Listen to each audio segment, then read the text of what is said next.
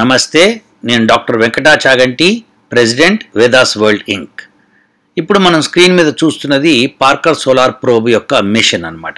ఏమిటి అసలు అనేది ఇదివరకు ఒక వీడియో మనం రిలీజ్ చేశాము. ఇప్పుడు దాని గురించి విపులంగా కొద్దిగా తెలుసుకుందాము. అది తెలుసుకున్న తర్వాత నుంచి మనము వేద మంత్రాల్లో సూర్యుడి గురించి ఏమి ఇచ్చారన్నది తెలుసుకుంటూ వెళ్దాం. సో ఇప్పుడు ప్రస్తుతం ఏంటంటే అసలు ఎందుకు ఈ సోలార్ ప్రోబ్ని ఈ నాసా వాళ్ళు లాంచ్ చేశారు అన్నదానికి ఇక్కడ ఇచ్చారు. Launching in 2018, Parker solar probe will provide new data on solar activity and make critical contributions to our ability to forecast major space weather events that impact life on earth. అంటే ఏమంటున్నారంటే August 12, 2018 3:31 తెల్లవారుజామున ఇది launch చేశారు. అది 154 kilometer square per second square అది maximum launch. అది launch vehicle delta 4 heavy with upper stage అని చెప్పి ఇచ్చారు. దీన్ని మీరు ఇక్కడ పిక్చర్ కూడా దాన్ని చూస్తున్నారు. అయితే అది రాకెట్, దానిలో పెట్టి స్పేస్ వెహికల్లో పెట్టి పంపిస్తారు కాబట్టి ప్రోబ్ వేరే రకంగా ఉంటుంది చూడడానికి, దాని లోపల ఉంటుంది, అది విడుదల చేస్తుంది అక్కడ. అయితే ఇప్పుడు ఎందుకు దీన్ని అసలు సోలార్ ప్రోబ్ని ఎందుకు పెట్టారంటే డేటా ఆన్ సోలార్ యాక్టివిటీ. అంటే ఈ సోలార్ ప్రోబ్ ఏం చేస్తుందంటే కొత్త డేటా, కొత్త విషయాల్ని, అది ఈ సోలార్ యాక్టివిటీకి సంబంధించిన విషయాల్ని కంట్రిబ్యూట్ చేస్తుంది. అయితే ఏం చేస్తుంది, కంట్రిబ్యూట్ చేసి ఏమవుతుంది అంటే మనము దాని తద్వారా అంతరిక్ష వాతావరణంలో జరిగే పరిణామాలు ఏవైతే ఉంటాయో అవి మన భూమి మీద ప్రాణికోటి యొక్క జీవన విధానాల మీద ఎటువంటి పరిస్థితి తీసుకొస్తుంది అని వాళ్ళు విశ్లేషిస్తారన్నమాట. అంటే ఏంటంటే ఇప్పుడు సూర్యుడి నుంచి విడుదలయ్యే ఏవైతే అయస్కాంత క్షేత్రాలనండి, లేకపోతే విద్యుత్ క్షేత్రాలనండి, లేకపోతే అవి విడుదల చేసే పదార్థాలనండి, ఏవైనా కానివ్వండి, అవన్నీ కూడా అంతరిక్ష వాతావరణంలో ఒక పరిణామం చోటు చేసుకుంటుంది. దాని మూలంగా తద్వారా భూమి మీద కొత్త పరిణామాలు ఏర్పడతాయి. ఏది భూమి యొక్క మానవాళి లేకపోతే జీవుల మీద ఎటువంటి పరిణామాలు ఏర్పడతాయి అని తెలుసుకుందుకు ఈ సోలార్ ప్రోబ్ని వాళ్ళు ప్రయోగించారు. సరే, ఎప్పుడు ప్రయోగించారు? ఆగస్టు 12, 2018 తెల్లవారుజామున 3:31 ఈడిటి, ఈస్టర్న్ డే టైం అనమాట. అంటే ఏంటంటే మనకి అమెరికాలో 4 టైం జోన్స్ ఉన్నాయి కాబట్టి ఒక టైం జోన్ ఈస్టర్న్ వైపు ఉంది. ఆ టైం జోన్లో దాన్ని లాంచ్ చేశారు, దాన్ని ప్రయోగించారు. సరే, ఇప్పుడు నెక్స్ట్ ఏం తెలుసుకుందామంటే మనము సైన్స్ ఆబ్జెక్టివ్స్. నాసా వాళ్ళు ఏమంటారంటే ఇందాక చెప్పినట్టుగా అసలు అంతరిక్ష వాతావరణంలో ఏర్పడే వాటి గురించి తెలుసుకుందుకు ఆ డేటా కలెక్ట్ చేసి భూమి మీద జీవుల మీద ఎట్లాంటి ఇంపాక్ట్ చేస్తుంది అన్నది చూడడానికి వాళ్ళు ప్రయోగించామని చెప్తున్నారు. సో కింద ఏమిచ్చారంటే in order to unlock the mysteries of the corona but also to protect a society that is increasingly dependent on technology from the threats of space weather we will send Parker solar probe to touch the sun. అంటే వీళ్ళ ముఖ్యోద్దేశం ఏంటంటే ఇక్కడ భూమి మీద ఉన్న జీవుల మీద పడుతుంది ఎఫెక్టు అంతరిక్ష వాతావరణంలో జరిగే మార్పుల మూలంగా అన్నది వాళ్ళకి అంత ఇంపార్టెంట్ కానట్టు అనిపిస్తోంది. వాళ్ళు చెప్తున్నది ఏమిటంటే జీవితం మీద, మానవుడి యొక్క జీవితం మీద, life impact, life on earth అన్నాడు. లైఫ్ అంటే చాలా రకాలుగా మాట్లాడుకోవచ్చు మనం. వీళ్ళు మాట్లాడేది ఏంటంటే ఆ కరోనాలో ఏవైతే మిస్టరీస్ ఉన్నాయో అవి అన్లాక్ చేయగలిగితే మనము ప్రస్తుతం ఉన్న సొసైటీ ఏదైతే టెక్నాలజీ మీద ఆధారపడి బతుకుతున్న ఈ యొక్క సొసైటీ ఉందో దాన్ని మనము కాపాడుకోవచ్చు అంటున్నారు. అంటే దేన్ని కాపాడుకోవచ్చు? వాళ్ళ లెక్క ప్రకారం టెక్నాలజీని కాపాడుకోవచ్చు, టెక్నాలజీ పాడవకుండా చూసుకోవచ్చు. తద్వారా మానవుడు తన జీవనయాత్ర ఆ టెక్నాలజీతో కొనసాగించవచ్చు అని వాళ్ళ యొక్క ఉద్దేశం. అదనమాట ముఖ్యమైన ఉద్దేశం. ఏంటంటే భూమి మీద మానవుడికి ఏమవుతుంది అన్నది కాదు, మానవుడి యొక్క జీవన శైలికి ఏమవుతుంది. అంటే టెక్నాలజీ ఏదైతే మనం ఇప్పుడు ప్రస్తుతం సెల్ ఫోన్లు అనండి, కంప్యూటర్లు అనండి, రకరకాల టెక్నాలజీలు వాడుతున్నాం, ఆ టెక్నాలజీ అన్నిటి మీద ఈ అంతరిక్ష వాతావరణంలో సూర్యుడి యొక్క కరోనా నుంచి విడుదలయ్యే పదార్థాలు కానీ వేవ్స్ కానీ ఏవైతే ఉంటాయో అవన్నీ మనని ఎలా ఎఫెక్ట్ చేస్తాయి అని తెలుసుకునే ప్రయత్నం చేస్తున్నారు. మన మీద కాదు, జీవుడి యొక్క జీవనం మీద కాదు, జీవుడి యొక్క జీవన విధానం మీద ఎట్లా ఇంపాక్ట్ చేస్తుంది, ఆ టెక్నాలజీని ఎట్లా పాడుకోకుండా చూసుకోవాలి, ఇలాంటి అంతరిక్ష వాతావరణంలో జరిగే మార్పుల మూలంగా మన భూమి మీద ఉండే టెక్నాలజీకి ఎటువంటి నష్టం కలగకుండా ఉండాలంటే ముందస్తుగా దాన్ని స్టడీ చేస్తే బాగుంటుందని వాళ్ళ ప్రయోగాలు. ఇదండి ముఖ్యమైన ఆబ్జెక్ట్ ఇదండి. The primary science goals for the mission are to trace the flow of energy and understand the heating of the solar corona and to explore what accelerates the solar wind. ఏదైతే సూర్యుడి నుంచి గాలి వదలబడుతోందో, గాలి అని అంటాం కానీ wind అంటే ఇక్కడ లెక్క ప్రకారం ఏంటంటే ఏ మెటీరియల్ అన్నా సరే, ఏ వేవ్స్ అన్నా సరే సూర్యుడి నుంచి బయటికి, సూర్యుడి యొక్క వాతావరణం, సూర్యుడి యొక్క ఉపరితలం నుంచి బయటికి వెళ్ళిపోతుంటాయో ఆ ఉపరితలం దగ్గర ఉండేది కరోనా అనమాట. ఆ కరోనాలో ఎలా జరుగుతాయి మార్పులు, తద్వారా అది అంతరిక్ష వాతావరణంలో ఎట్లాంటి మార్పులు తీసుకొస్తుంది. అసలు అంతరిక్షంలో వాతావరణం ఏంటి? ఇగో ఈ సూర్యుడి నుంచి వచ్చే యొక్క ఈ సోలార్ విండ్ ఉంది కదా, అది అంతరిక్ష వాతావరణానికి కారణం అవుతుంది అనమాట. అక్కడ జీవులే లేవు కదా, లేవు కానీ వాతావరణం అదనమాట. So Parker solar probe provides a statistical survey of the outer corona. అంటే సన్ యొక్క కరోనా నుంచి ఔటర్ కరోనా యొక్క డేటాని కలెక్ట్ చేసి స్టాటిస్టికల్ సర్వే చేస్తుందట ఈ Parker solar probe. So Parker solar probe has 3 detailed science objectives. చక్కగా ఇచ్చాడండి, 3 సైన్స్ ఆబ్జెక్టివ్స్ ఉన్నాయంటున్నాడు. Number 1, trace the flow of energy that heats and accelerates the solar corona and solar wind. అసలు ఈ flow of ఎనర్జీని first వాళ్ళు trace చేస్తారు. అంటే ఏంటి, దాని యొక్క మార్గము, దాని యొక్క పద్ధతులు, దాని యొక్క పరిస్థితులు కనుక్కుంటారు. ఎందుకు? ఆ ఎనర్జీ ఇట్ హీట్స్ అంటే వేడి చేస్తుంది, మరియు యాక్సలరేట్స్ అంటే వేగాన్ని పెంచుతుంది. దేనికి? The solar corona and solar wind. Solar కరోనాలో జరిగే మార్పులు ప్లస్ సోలార్ విండ్ వీటి యొక్క యాక్సలరేషన్ ఎట్లా హీట్ చేస్తుంది వీటిని, ఈ ట్రేస్ ఈ ఫ్లో ఆఫ్ ఎనర్జీని మనం కనుక దాని మార్గాన్ని, దాని పద్ధతులను కనుక్కుంటే ఓకే ఫలానా రోజున ఫలానా జరగబోతుంది అని మనం ముందరే తెలుసుకుంటే మన టెక్నాలజీని మనం కాపాడుకోవచ్చు అని వాళ్ళ యొక్క ఉద్దేశం అనమాట. అసలు సూర్యుడి నుంచి వెలువడే ఈ సోలార్ విండ్ మూలంగా మన టెక్నాలజీ ఎట్లా పాడవుతుంది అది ఇంకొక విషయం, కానీ అవుతోందన్న విషయం అయితే అందరు సైంటిస్టులకి తెలుసు, చాలామందికి కూడా ఆ విషయం తెలుసు. సో రెండోది ఏంటంటే determine the structure and dynamics of the plasma and magnetic fields at the source of the solar wind. ఇప్పుడు ఏమంటున్నారంటే determine the structure and dynamics of the plasma and magnetic fields. అంటే ప్లాస్మా అంటే ఏంటంటే కంప్లీట్గా అయాన్స్తో ఏర్పడుతుంది అనమాట. సో అటువంటి ఫ్లూయిడ్ని మనం ప్లాస్మా అనాలి. అంటే ఇప్పుడు నీళ్లు ఉన్నాయనుకోండి, నీళ్లు అంటే ఏంటి, నీటి అణువులతో ఏర్పడింది, H2O అంటాం. సో హైడ్రోజన్ ఆక్సిజన్ నుండి కలిసింది. కానీ ఇక్కడ అట్లానే మనకి సాలిడ్స్లో కూడా మనకి ఆటమ్స్ మాలిక్యూల్స్ ఉంటాయి. సో ఇప్పుడు వాయువులో కూడా విడివిడిగా ఆటమ్స్ మాలిక్యూల్స్ తిరుగుతూ ఉంటాయి. కానీ ఈ ప్లాస్మాలో ఏంటంటే ఆటమ్స్ కూడా విచ్ఛిన్నమయ్యి వాటిలో అయాన్స్ లాగా, అంటే ఏంటంటే ఒక పాజిటివ్ నెగిటివ్ క్యారెక్టరిస్టిక్స్ ఏర్పడతాయి.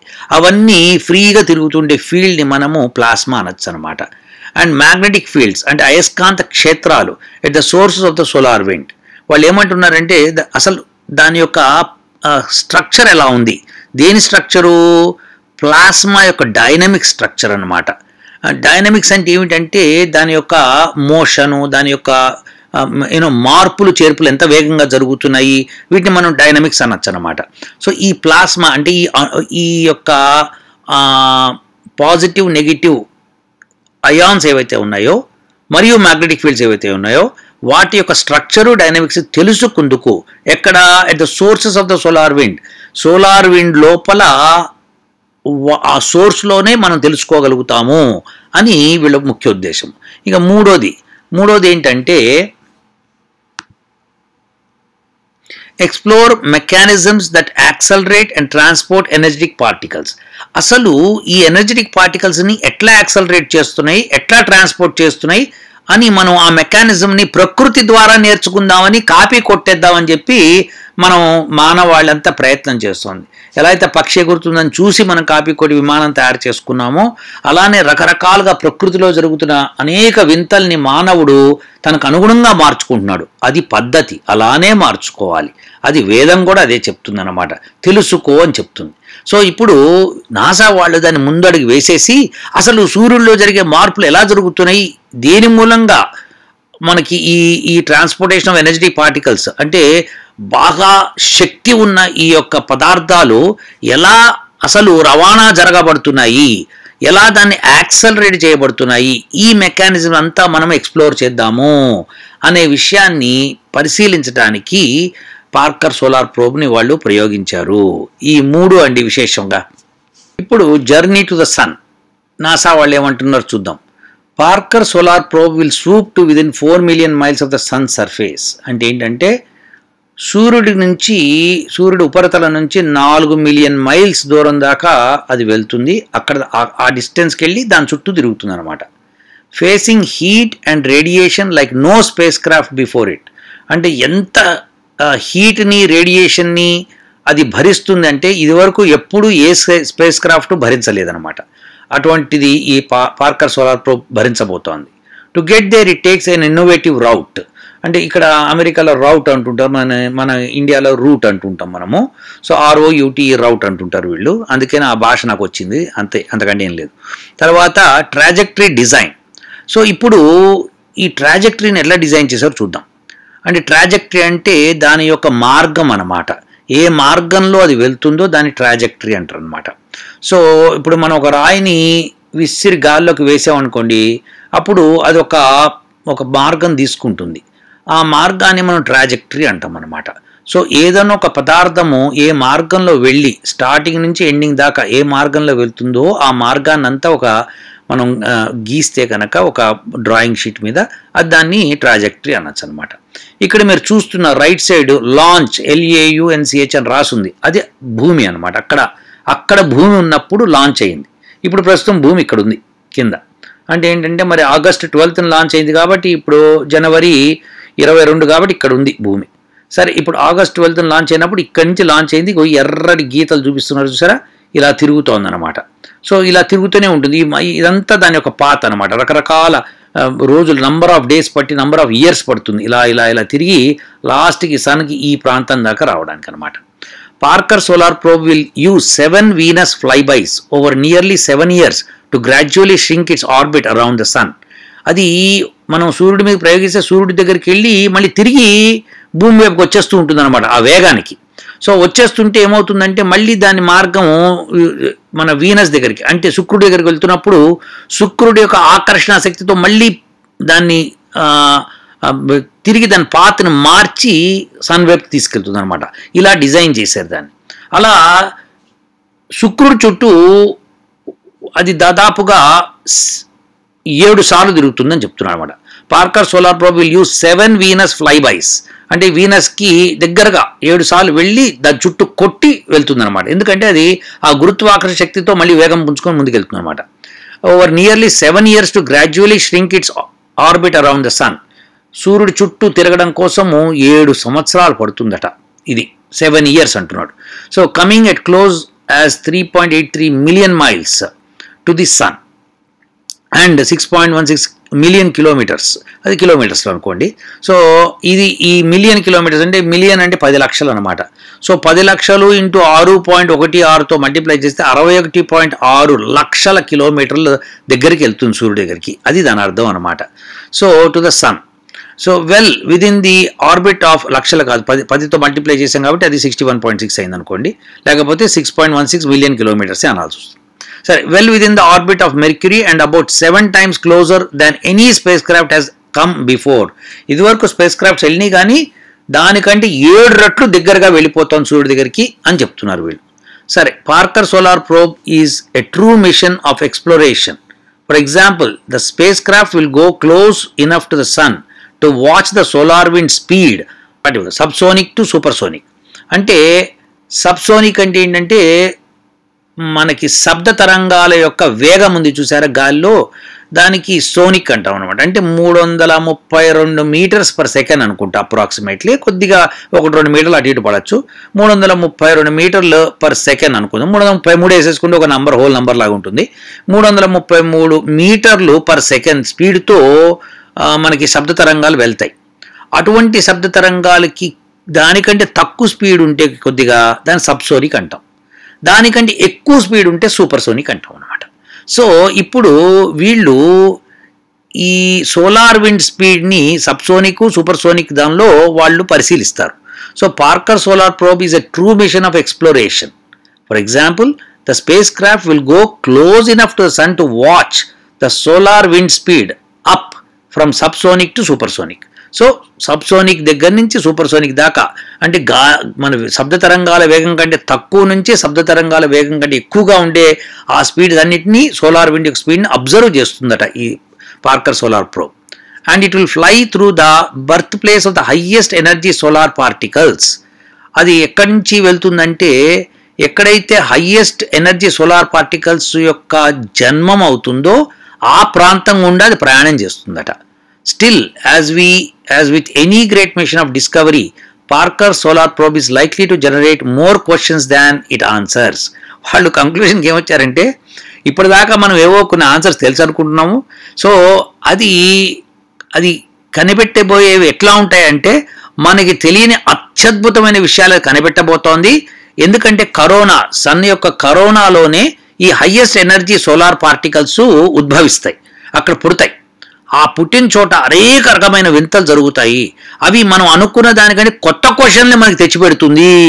మనం ఇదేంట్రా అదేంట్రా అని అనుకునేటట్టు చేస్తుంది అని అంటూ ఇప్పుడు ఇంకా ఏమంటున్నారంటే, 24 ఆర్బిట్స్, 7 వీనస్ గ్రావిటీ అసిస్ట్ ఫ్లైబైస్ అంటున్నారు అన్నమాట. సో ఇప్పుడు ఏమంటున్నారంటే, Parker solar probe is likely to generate more questions and answers అని. 24 ఆర్బిట్స్ తిరుగుతుంటే 7 వీనస్ గ్రావిటీ అసిస్ట్ ఫ్లైబైస్, అంటే శుక్రుడి యొక్క గ్రావిటీని కొద్దిగా సహాయం తీసుకొని 7 ఫ్లైబైస్ వెళ్తుంది. ఇట్లా మొత్తానికి 7 సంవత్సరాలు దాని చుట్టూ తిరుగుతుంది సూర్యుడి చుట్టూ. ఈ లోపల మనకి చాలా విశేషాలు తెలుస్తాయి అని వీళ్ళు చెప్తున్నారు. ఎవరు? నాసా వాళ్ళు. సరేనండి, ఇదంతా సరే, లాంచ్ చేశారు, అదంతా బాగానే ఉంది. కానీ ప్రస్తుతం పార్కర్ సోలార్ ప్రోబ్ ఎక్కడుంది? So the plot below shows Parker Solar Probe's location and speed related to the Sun as it conducts its science operations. The spacecraft is in a highly elliptical orbit around the Sun. The yellow dot at the center of the plot, that is the Sun అన్నమాట. అంటే ఇప్పుడు నేను ఈ arrow మార్క్తో చూపిస్తాను, ఇది సూర్యుడు. So ఇప్పుడు మనం ఏమంటున్నారంటే, కొద్దిగా మనం దీని కిందకి వెళ్ళి చూద్దాం ఏమంటున్నారు. So reaching its aphelion during the course of the mission initiated the Earth and eventually closing to the orbit of Venus. Parker Solar Probe will perform 7 Venus flybys in order to more precisely set its trajectory towards the Sun. These flybys will slow the spacecraft down. ఏమవుతుందంటే, ఈ space క్రాఫ్ట్ని అది ఈ ఫ్లైబైస్ ఏం చేస్తాయంటే నెమ్మది చేస్తాయి. ఎందుకంటే లేకపోతే ఆ స్పీడ్తో వెళ్తే మళ్ళీ భూమి చుట్టూ వచ్చేస్తుంది అనమాట. సో దాన్ని ఏం చేస్తుందంటే, వీనస్ గురుత్వాకర్షణ శక్తి మూలంగా అది శక్తి పుంజుకొని అది స్లో అవుతుంది. శక్తి పుంజుకొని స్లో అవటం ఏంటి? వేగం పెరగాలి కదా. అంటే ఈ శక్తి ఏంటంటే పొటెన్షియల్ ఎనర్జీ కింద మారుతుంది అనమాట. సో అది ఆ స్పీడ్ని తగ్గించుకుంటుంది, కైనెటిక్ ఎనర్జీ తగ్గిస్తుంది అనమాట. తగ్గించి ఏం చేస్తుందంటే, instead of speeding it up, which is more common use of planetary flybys. జనరల్గా ప్లానెటరీ ఫ్లైబైస్ అంటే ఎక్కువ స్పీడ్ పెంచడానికి చేస్తాం. ఇక్కడ కూడా అట్లా పెంచడానికి అవకాశం ఉన్న దాన్ని తగ్గించుకునే ప్రయత్నం చేస్తారనమాట. సో మనం గురుత్వాకర్షణ శక్తిని 2 విధాలుగా ఉపయోగించుకునే ప్రయత్నం చేస్తున్నారు నాసా వాళ్ళు. చాలా గొప్ప వాళ్ళు అండోయ్. సో ఇప్పుడు Parker solar probe mission trajectory and current position ఇక్కడ చూడండి. మీరు కాస్త జాగ్రత్తగా చూస్తే, ఇప్పుడు మనం ప్రయోగించింది ఇక్కడ ఉన్నప్పుడు ప్రయోగించాం. ఇక్కడ నుంచి ఇలా వెళ్ళి ఈ ఆర్బిట్లో తిరుగుతోంది. ఇప్పుడు ఇలా వచ్చి ఇక్కడికి వస్తుంది. ఇక్కడ చూడండి, ఇది మెర్క్యూరీ, ఇది అలానే వీనస్ ఇక్కడ ఉంది. అంటే వీనస్ ఆర్బిట్ ఇలా వస్తుంది, ఇక్కడ అనమాట. అంటే ఈ వీనస్ చుట్టూ 1, 2, 3, 4, 5, 6, ఇది ఫస్ట్ది 7ది, ఈ 7 రౌండ్లు కొడుతుంది అని వాళ్ళు చెప్తున్నారు అనమాట. సరే, ఇదంతా బాగానే ఉందిలేండి. సో హీలియోసెంట్రిక్ వెలాసిటీ, దాని స్పీడ్ ఎప్పుడు ఎంత అంటే 16.9, అంటే కిలోమీటర్స్ పర్ సెకండ్ కాదు ఇది. ఇక్కడ హీలియోసెంట్రిక్ అంటే ఇక్కడ రైట్ సైడ్ చూడండి, ఇది 2237 మైల్స్ పర్ అవర్ ఉంది చూసారా, అది ఒక హీలియోసెంట్రిక్ వెలాసిటీ అనమాట. అటువంటిది 16.9 టైమ్స్, అంటే 17 రెట్లు అనమాట. 17 రెట్ల 2237 మైల్స్ పర్ అవర్ అంటే దాదాపు 34 ప్లస్ ఇంకో 14 వేసుకుంటే 34 వేసుకుంటే మనకి దాదాపు 37,000 చిల్లర అనమాట. 37,000 చిల్లర మైల్స్ పర్ అవర్తో వెళ్తుంది అనమాట.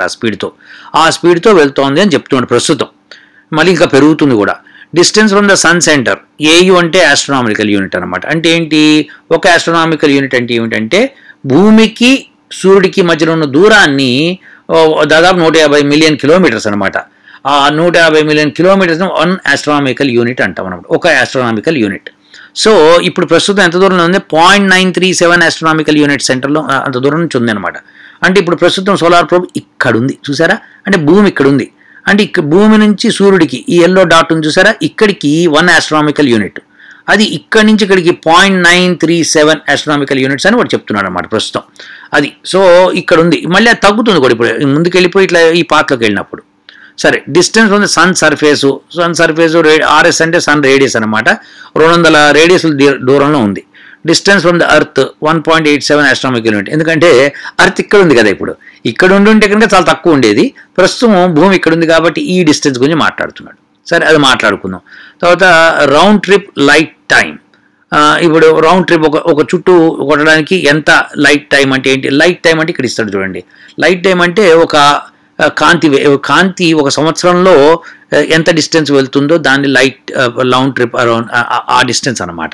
సో ఇప్పుడు రౌండ్ ట్రిప్ లైట్ టైం అని ఇక్కడ ఇచ్చాడు, 31.07 అని ఇచ్చాడు. 22 Jan 2019 ఇప్పుడు యూటీసీ అంటే యూనివర్సల్ టైం ప్రకారం 14 అంటే 2 గంటల మధ్యాహ్నం అనమాట. సో ఇప్పుడు దానిలోంచి 5 గంటలు తీసేస్తే కనుక ఈస్టర్న్ స్టాండర్డ్ టైం అమెరికాది వస్తుంది. సో అలా మనము క్యాలిక్యులేట్ చేసుకోవచ్చు. సో ప్రస్తుతం అదండి పరిస్థితి. ఇది మీరు చూశారు కదా, ఇక్కడ ఉందండి. సో ఇలా చుట్లు కొట్టుకుంటూ పోతుందన్నమాట. అంటే దానికి వచ్చి దాని వేగాన్ని మళ్ళీ నివారిస్తూ కొద్దిగా స్లో చేస్తూ సూర్యుడు చుట్టూ మాత్రమే తిరిగేటట్టుగా ఫైనల్గా మనం చేసుకుంటాం. అప్పుడు ఆ కరోనాలో జరిగే మార్పుల్ని, సోలార్ విండ్ యొక్క ప్రకోపాలని మనం తెలుసుకోగలుగుతాము అని నాసా వాళ్ళు బ్రహ్మాండంగా వాళ్ళ సైట్లో పెట్టారు. చూసారా ఎంత మంచి టెక్నాలజీని వాళ్ళు అభివృద్ధి చేశారో. మరి ఈ విషయాలు వేదంలో అసలు ఈ సోలార్ విండ్ ఇలాంటి వాటి గురించి వేదంలో ఏమైనా ఉందా, సూర్యుడిలో జరిగే ప్రకోపాల గురించి ఏమైనా ఉందా, ఏమైనా ఉంటే ఏముంది, అలా ఉన్నదాన్ని మనం ముందరే తెలుసుకుంటే కనుక అది మనం ముందరే చెప్పుకుందాం. మనకి చాలా సమయం ఉంది కదండి, అనేక వేద మంత్రాలు ఉన్నాయి. ఎందుకంటే సూర్యుడు అనగానే కేవలం నాసా వాళ్ళు చేసేదే మనం చెప్పాలంటే కష్టం, కానీ అంతకంటే ఎక్కువ ఉంటుంది కదా వేదంలో. కాబట్టి మనం అన్నీ చెప్పుకుంటూ వెళ్తాం. దానిలో నాసా వాళ్ళు దేనికోసం అయితే ప్రయోగించారో ఆ విషయం చిన్న పార్ట్ అవుతుంది మాత్రమే. కాబట్టి సూర్యుడు గురించి సంబంధించిన అన్ని వేద మంత్రాలు, అలానే మన శాస్త్రాల వేద మంత్రాలకు ఆధారంగా ఏమేం రాశారో అవన్నీ తెలుసుకునే ప్రయత్నం చేద్దామండి. ఇదండి పార్కర్ సోలార్ ప్రోబ్ గురించి ఒక చిన్న ఒక ఎస్సే లాంటిది మీకు ఇచ్చాను నేను. దాన్ని మీరు ఇంకా నాసా సైట్లోకి వెళ్తే మీరు ఇంకా చాలా తెలుసుకోవచ్చు. ప్రస్తుతానికి సరిపోతుంది అనుకుంటున్నా. ఇప్పుడు ప్రస్తుతము ఇక ఫైనల్గా ఈ పార్కర్ సోలార్ ప్రోబ్ యొక్క టైం లైన్ నుంచి తెలుసుకుందాం. It has been nearly 60 years since the solar probe concept was introduced. అసలు సోలార్ ప్రోబ్ని పెడదామని 60 ఏళ్ళ నుంచి ఆలోచిస్తున్నారట. ఇప్పుడు పెట్టగలిగారు. We're now on our way. సరే, ఇప్పుడు 2015 నుంచి వాడు టైం లైన్ ఇచ్చారు వాళ్ళు, నాసా వాళ్ళు. మనం అది మార్చ్ క్రిటికల్ డిజైన్ రివ్యూ, 2016లో సిస్టమ్ ఇంటిగ్రేషన్ రివ్యూ, తర్వాత జూలై కేడీపీడీ, తర్వాత successfully passed KDPD on July 7th, జూలైలో స్టార్ట్ ఆఫ్ ఇంటిగ్రేషన్ టెస్టింగ్ 2016లో, 2017 begin March 2017 instrument deliveries, observatory system testing, shipment of observatory to GSFC, తర్వాత 2018లో స్ప్రింగ్లో shipment of observatory to Cape Canaveral, అది ఫ్లోరిడాలో ఉందనుకుంటా. సో ఆగస్ట్ 12, 2018 లాంచ్ చేశారు. ఇప్పుడు October 3, November 5 ఈ డేట్స్లో ఈ కార్యక్రమాలు చేస్తుందని చూపిస్తున్నాడు. 2019లో January 19 ఎఫీలియన్ 1, తర్వాత January 20th second orbit begins. January 20th అంటే మొన్ననే సెకండ్ ఆర్బిట్ బిగిన్ అయింది, అంటే 2వ ఆర్బిట్ మొదలైందనమాట. So April 4th perihelion number 2, తర్వాత September 1 perihelion number 3, December 26, 2019 Venus flyby, మళ్ళీ వీనస్ చుట్టూ ఒక రౌండ్ కొడుతుందన్నమాట. ఎప్పుడు December 26. సో 2020 ఇట్లా జరుగుతుంది. ఈ July 11 వీనస్ ఫ్లైబై 3 మూడోసారి రౌండ్ కొడుతుందట 2020లో. తర్వాత 2021లో మళ్ళీ ఎప్పుడు అక్టోబర్ 16వ తారీఖున వీనస్ చుట్టూ తిరుగుతుంది అది మళ్ళీ. ఆ తర్వాత 2022లో అది మళ్ళీ ఎప్పుడు అది ఇక వీనస్ చుట్టూ ఆ సమయంలో ఏం లేదు.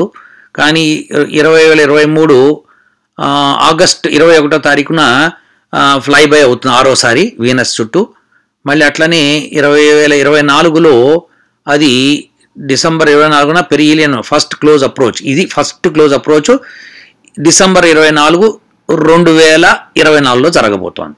ఇక 2025కి ఏమవుతుందంటే జూన్ 19వ తారీఖున పెరిగిలియన్ నంబర్ 24 ఫైనల్ స్టేజ్కి వచ్చి ఆగుతుంది అనమాట. అంటే ఆగడం అది అయిపోదు, అక్కడ ఆ చుట్టూ అక్కడ తిరుగుతుంది అనమాట. ఇప్పుడు 2025 దాకా వాళ్ళు ఎక్స్పెరిమెంట్స్ చేస్తూనే ఉంటారు.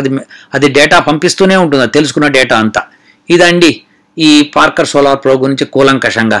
మళ్ళీ దీని గురించి విపులంగా తర్వాత మాట్లాడుకోవచ్చు. ఇంకా నెక్స్ట్ది మనం వేదమంత్రాలతో మనం మొదలు పెడుతున్నాము. వేదమంత్రాలు మొదలుపెట్టినప్పుడు మొదటి నుంచి అసలు సూర్యుడి గురించి ఏ మంత్రాలు ఉన్నాయో అవన్నీ చెప్పుకుంటూ వస్తాడనమాట. సూర్యుడు కేవలము పార్కర్ సోలార్ ప్రోబ్ చెప్పిందే కాకుండా, చెప్పబోయేదే కాకుండా చాలా విశేషాలు మనం తెలుసుకోబోతున్నాం. ఓం